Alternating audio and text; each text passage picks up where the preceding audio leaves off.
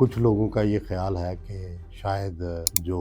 آیت اللہ خامنائی کی شہادت ہوئی ہے اس کے بعد معاملات ٹھنڈے ہو جائیں گے چند دنوں تک. لیکن اگر صدر ٹرمپ کے بیانات پر غور کیا جائے اور اس کے لفظوں پر غور کیا جائے تو ایسے لگتا ہے کہ وہ جب تک صدر ٹرمپ کی مرضی کی حکومت نہیں آتی اس وقت تک اسرائیل اور امریکہ جو ہے وہ مطمئن ہوں گے، کیونکہ وہ بار بار کہتے ہیں رجیم چینج کا مطلب ہے حکومت اور پوری کی پوری حکومت تبدیل کرنا. جبکہ اس وقت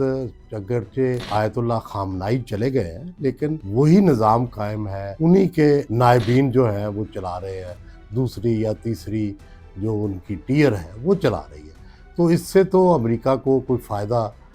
بظاہر ہونے کا امکان نہیں ہے.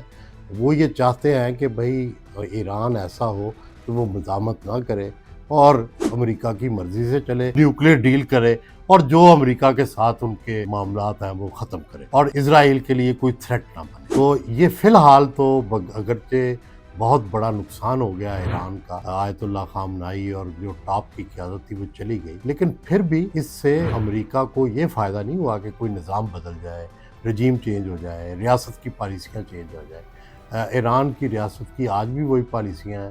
جو آیت اللہ خامنائی کے زمانے میں تھی. تو ایک تو پہلی یہ بات کلیئر ہونی چاہیے کہ یہ لڑائی اس وقت تک جاری رہے گی جب تک کہ جو ان کا ایجنڈا ہے وہ پورا نہیں ہوتا. اور ہم دیکھتے ہیں کہ وہ بار بار مثال دیتے ہیں کہ وینزویلا جو ہے وہاں کس طرح ہوا کہ ہم نے صدر کو اٹھایا اور اس کے بعد جو ساری حکومت ہے وہ ہماری مرضی سے چلنی شروع ہو گئی، سارے معاہدے امریکہ سے ہو گئے، سارے معاملات امریکہ سے طے ہو گئے. اب بظاہر ایران کے اندر ایسا ہونا مشکل ہے کیونکہ ایک تو فوری طور پر اتنے بڑے سانے کے بعد فوری تبدیلی ممکن نہیں ہے کہ لوگ جو بھی آئے گا اس کو سپیس چاہیے، وہ ایسا کوئی فیصلہ کر نہیں سکتا. نہیں تو ایک طرف امریکہ کی جتنی بھی حمایت ہو ایران میں وہ حکومت نہیں چلا سکتا.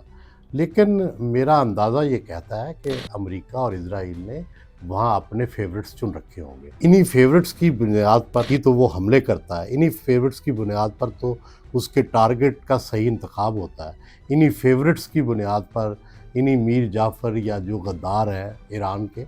انہی کی بنیاد پر تو ساری جاسوسی کی جاتی ہے.